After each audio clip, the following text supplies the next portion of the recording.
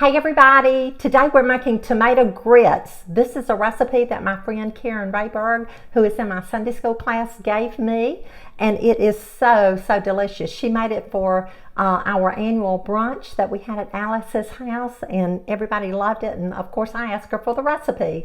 So today I'm going to be making that for you. And this is my first video with my new camera, so let me know how you like it. I'm kind of scared, but I hope that it's going to turn out well. Let me tell you what goes in these tomato grits, and I'll have the recipe for you. So you just sit back, relax, and enjoy the recipe. I'm using chicken broth, 4 cups of chicken broth, 1 15.5-ounce can of fire roasted tomatoes, 1 full cup of quick grits. Now don't buy the minute grits, and don't buy the old-fashioned. The quick works great in this recipe. I'm using 8 ounces of cheddar cheese. That's for tacos. It'll be taco cheese, and it's already shredded. And I'm using 1/2 cup of butter. Now you can use the unsalted butter if you want to, because there's a lot of sodium already in these ingredients. Today I didn't have any unsalted, so I'm going to use the salted butter, 1/2 cup, 1 stick, and I will not add extra salt. So let's get busy and make these tomato grits. Okay, we're getting ready to start our tomato grits, and I have a saucepan here. I have a silicone spatula that I can use with heat, and I have a whisk, and I'll be using all 3 of these, and that's all that you need. So the first thing that we're going to do is to pour our chicken broth into our saucepan. This is about a 5 cup, well actually it'll probably hold about 8 cups of the saucepan that I'm using.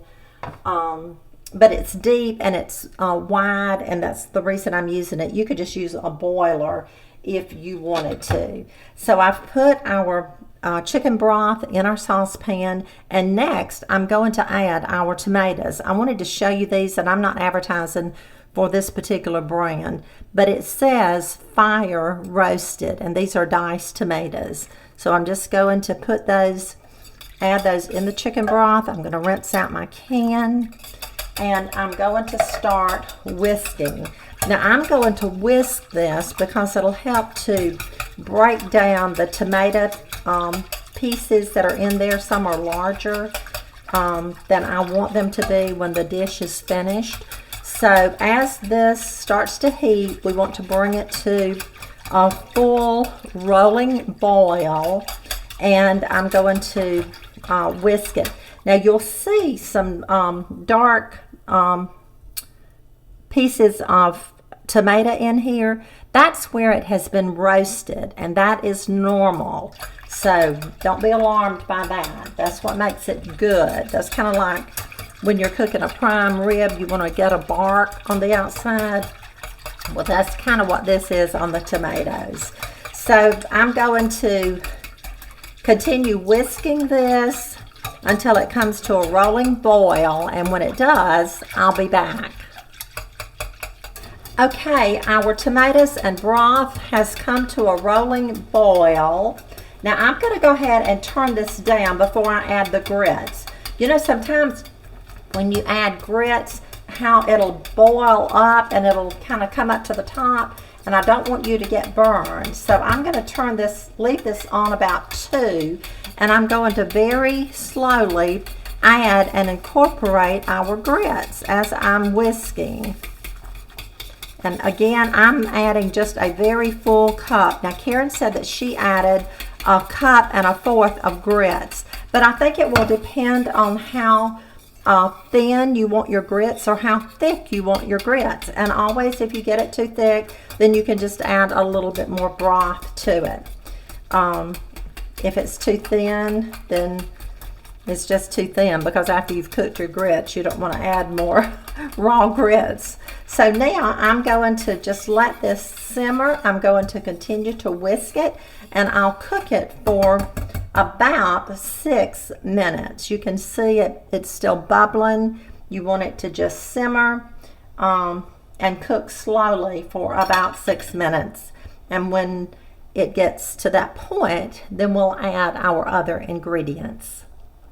Okay, our grits are done to this point, so now we're ready to add our butter. And I just went ahead and cut mine in pieces so that it'll melt. We can just mix it up easier. So we're going to add 1 stick of butter, and again, you can use unsalted or salted. I'm not adding any extra salt.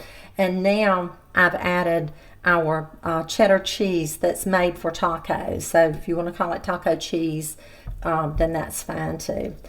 And this changes the color. Y'all, this is going to be so delicious, and you can serve it with so many different things. You can serve it with pork tenderloin. You can serve it with pork chops. You can serve it with fried chicken. You can serve it with fish. Just whatever you want to serve it with. You can serve it for breakfast, for brunch, for lunch, or for dinner as a side. And that's all there is to it. Look at that. I'm just going to let this butter and cheese continue to melt, and that's how you make Karen's tomato grits. She said that her family calls it all-American grits because it is so delicious, so simple, and so easy.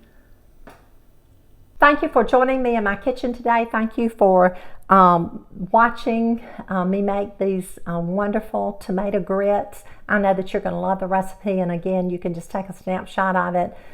It was at the beginning of the video, and if you didn't get it, just rewind and replay and watch it again, or just watch the beginning so that you can get the recipe. Thank you, Karen, for sharing this recipe with me. And now let's taste it. I know it's hot, and I know it's going to be delicious. Don't forget to share this recipe because it's one that is kind of new. You don't see it very much, don't hear of it very much, but tomato grits is a good thing, and we want everybody to have some. Okay, here we go.